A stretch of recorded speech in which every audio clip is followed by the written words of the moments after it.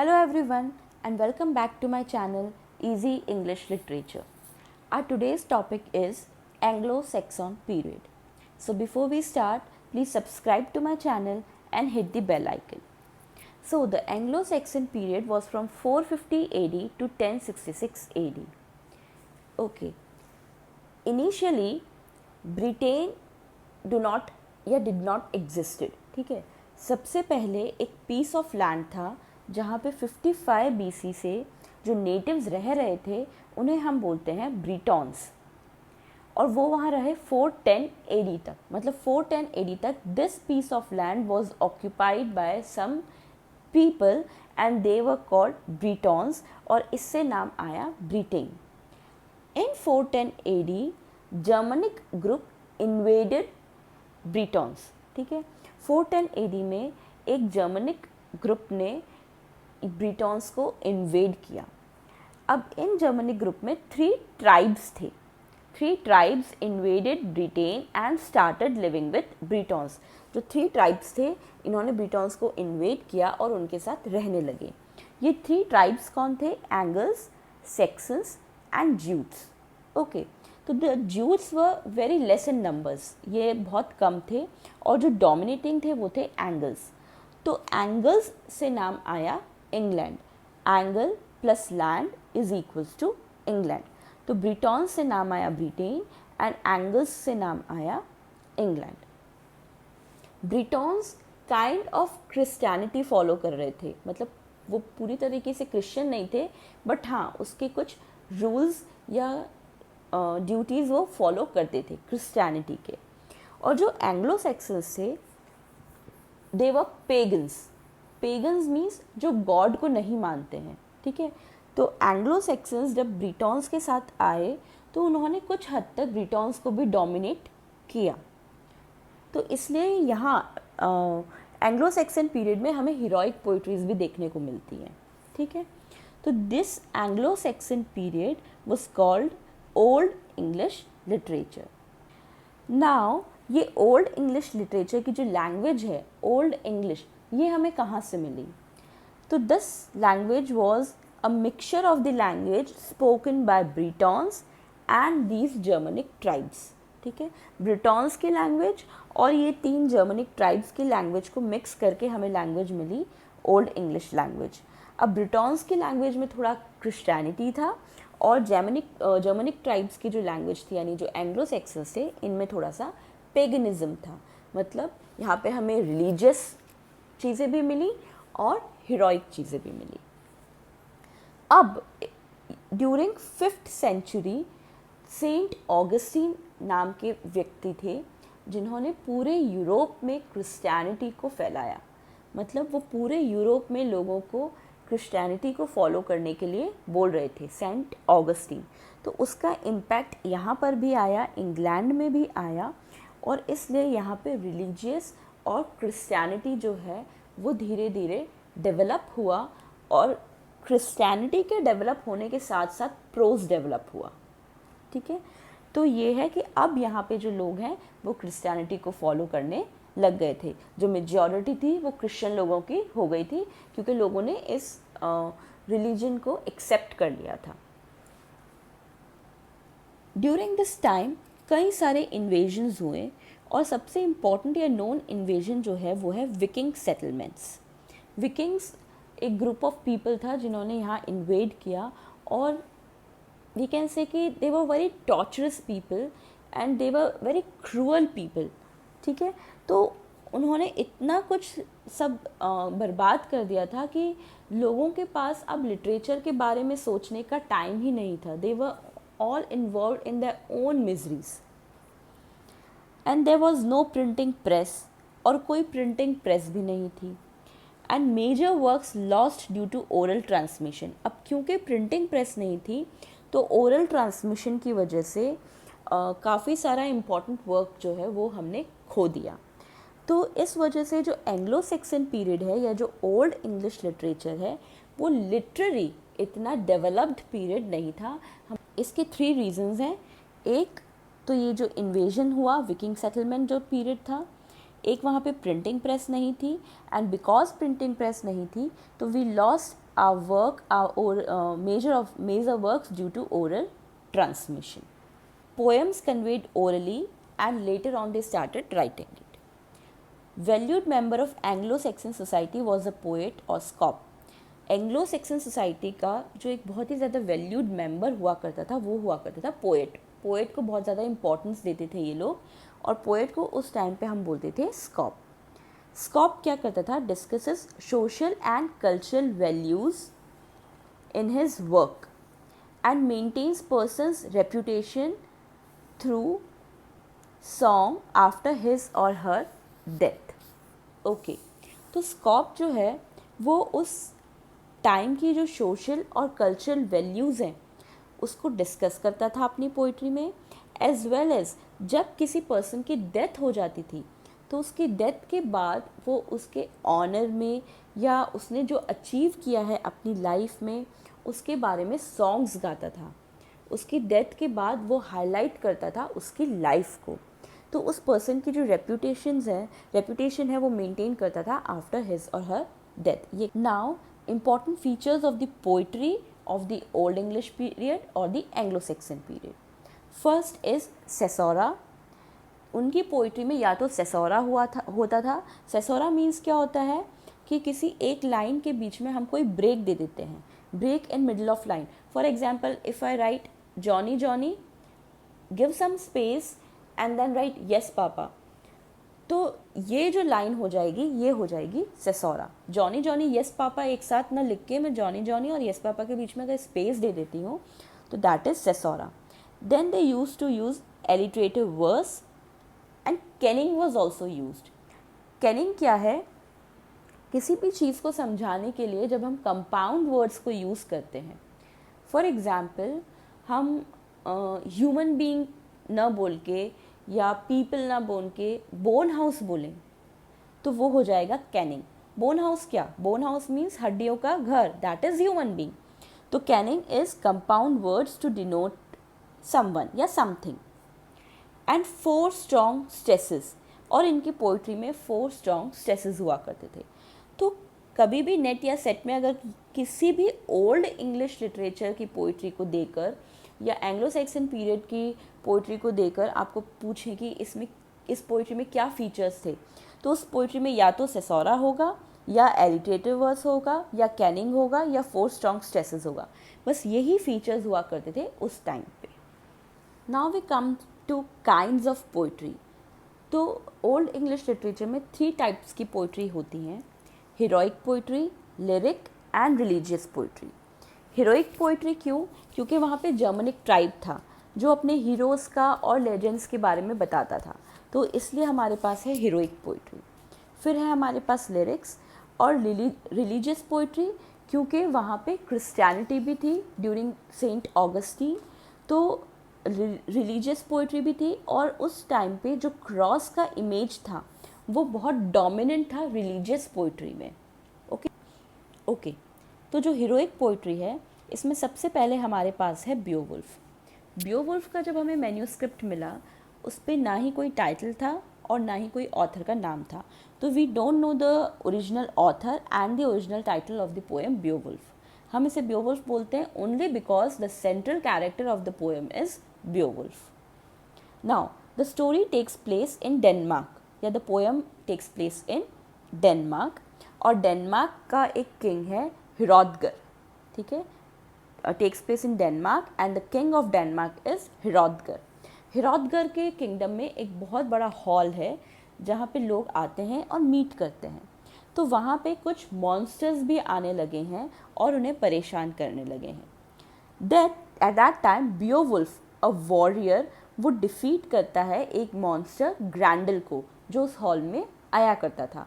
तो Beowulf warrior defeats ग्रैंडल दी monster, और ग्रैंडल की डेथ के बाद ग्रैंडल की मदर आती है बियोवुल्फ से रिवेंज लेने के लिए, but then Beowulf kill her also. Beowulf Grendel को भी मार देता है और उसकी मदर को भी मार देता है. उसके बाद बियोवुल्फ जो है 50 ईयर्स तक वहाँ पे रूल करता है. 50 ईयर्स बाद एक और मॉन्स्टर आता है जिससे बियोवुल्फ फाइट करता है. उस मॉन्स्टर को तो वो हरा देता है, बट उसे भी कई सारी चोटें आती है, मॉर्टली वो भी वाउंड हो जाता है, एंड देन बियोवुल्फ की डेथ हो जाती है। और फिर उसकी मेमोरी में एक स्टैच्यू कंस्ट्रक्ट किया जाता है। J.R.R. Tolkien wrote essay on translating Beowulf. J.R.R. Tolkien ने Beowulf को ट्रांसलेट करने के लिए ऐसे लिखा, and William Morris wrote translation of Beowulf. तो दो लोगों ने Beowulf को ट्रांसलेट किया, J.R.R. Tolkien and William Morris. So this was all about Beowulf. The second heroic poetry is Waldear. वॉल्डियर में वॉल्टर ऑफ एक्वेंटाइन है। एक्वेंटाइन एक लैंड है, वहाँ के किंग को बोला जाता था वॉल्टर। तो वॉल्टर ऑफ एक्वेंटाइन है और उसकी लवर है हिल्डेगित। ये दोनों आपस में प्यार करते हैं और ये कोर्ट ऑफ अथेला से ट्रेजर को चुराते हैं। ठीक है, तो Walter of Aquitaine and Hildegyth are in love and they steal the treasure from court of Attila. और एक किंग है, किंग ऑफ बर्गेंडी, वो भी इस ट्रेजर के पीछे है। तो इस ट्रेजर को पाने के लिए जो Walter of Aquitaine and Hildegyth and the king of Burgundy में जो फाइट्स होती हैं या जो प्रॉब्लम्स होती हैं, उसे दिखाया गया है in the poem Waldere. Now we come to lyrics. Okay, we studied two important heroic poetry, Beowulf and Waldere. Now we come to lyric. Lyric में है वॉन्डरर। वॉन्डरर में एक old man talks about an attack that had taken place in his youth, कि उसके youth के time पे एक war हुआ था, एक अटैक हुआ था जिसमें कई सारे लोग मारे गए थे। तो उस अटैक की ये बात कर रहा है और लोगों से रिक्वेस्ट कर रहा है कि we should live peacefully. And the next lyric is seafarer. Seafarer में hardships of life on wintry sea. Wintry sea यानी विंटर्स के टाइम पे सी के लाइफ कितनी हार्ड होती है, जो हार्डशिप्स होती हैं वो सी फेयरर में दिखाई गई है। One important thing is the poem seafarer was translated by an American poet Ezra pound.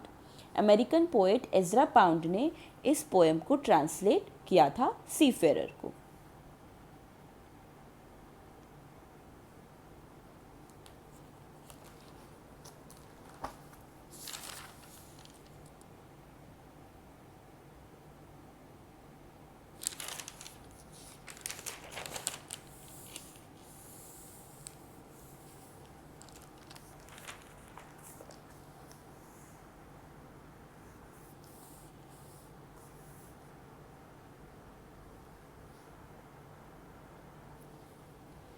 The next lyric is Dior's Lament.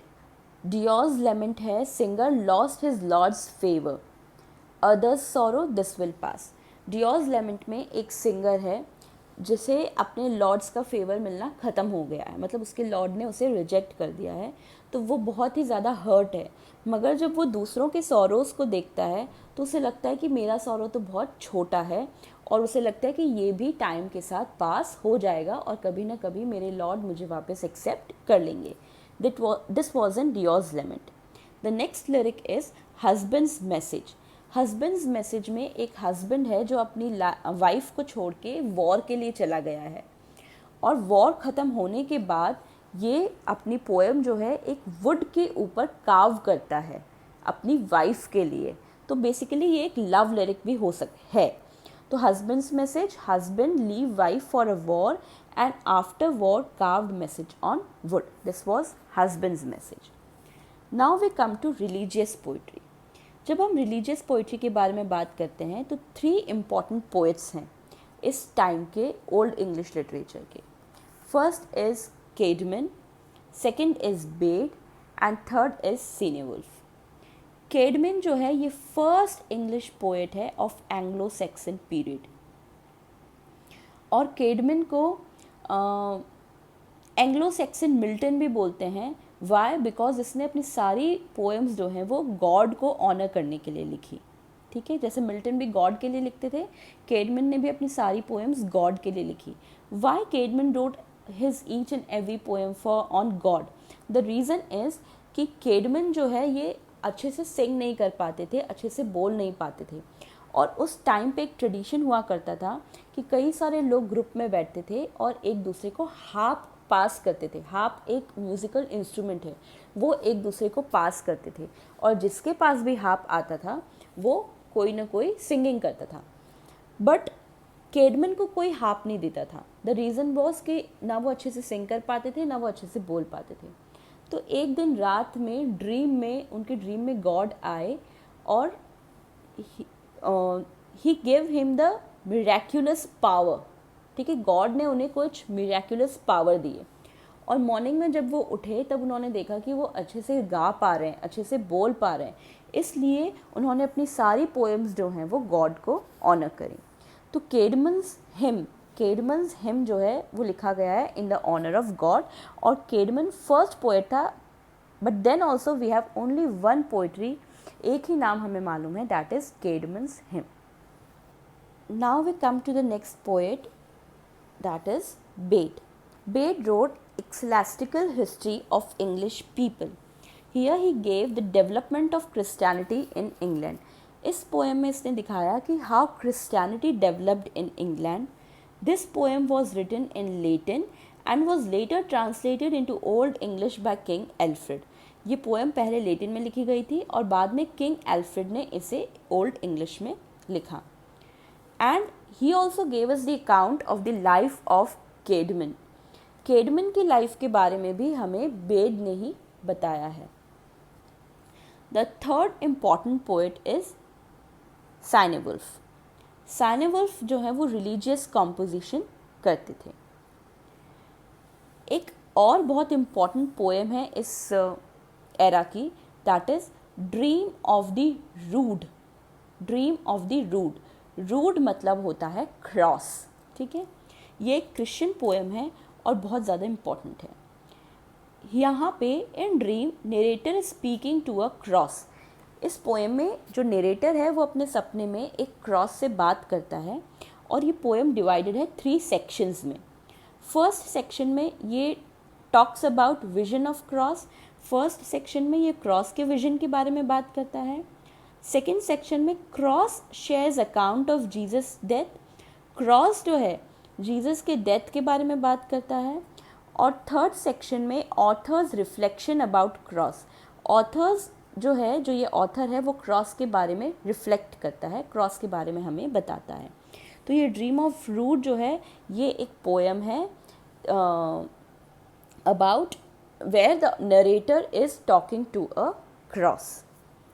Now this was all about poetry. Now we come to prose. Prose पहले old English literature में नहीं हुआ करते थे because we said कि poems were there and they were also orally transmitted. बाद में Christianity आने के बाद में प्रोज आए. ठीक है, क्योंकि क्रिश्चियनिटी में ही अकाउंट, प्रोज मीन्स किसी भी चीज़ को अकाउंट करना, लिखना. तो क्रिश्चियनिटी आने के बाद ही हर चीज़ का हमें अकाउंट की ज़रूरत थी, तो तब प्रोज आए. और किंग एल्फ्रेड जो है वो सबसे बड़े राइटर हैं प्रोज के इन ओल्ड इंग्लिश लिटरेचर. तो किंग एल्फ्रेड के 3 कॉन्ट्रीब्यूशंस थे. उन्होंने लेटिन वर्क्स को इंग्लिश में ट्रांसलेट किया, इंग्लिश में एजुकेशन स्टार्ट करी and Anglo Saxon Chronicle start किया. So this was all about Anglo-Saxon period और the old English literature. अगर हम नेट और सेट के पॉइंट ऑफ व्यू से बात करें तो इस पीरियड में कोई ऐसा लिटरेरी वर्क नहीं है जिसे हमें डिटेल स्टडी करना पड़े. यस, बट जो वर्क्स हैं उनके 1 लाइनर्स आप समझ लीजिए कि एक्चुअली स्टोरी थी क्या. And the 4 important features of poetry, कि इस एज में जो पोइट्री थी उनकी 4 इम्पॉर्टेंट फीचर्स, की यही फीचर्स पोइट्री में दिखाए जाते थे. And the prose of king Alfred. तो this was all about this period. If you like the video, please like it, share it, subscribe to my channel, hit the bell icon. Till then, all the best, keep learning. Bye bye.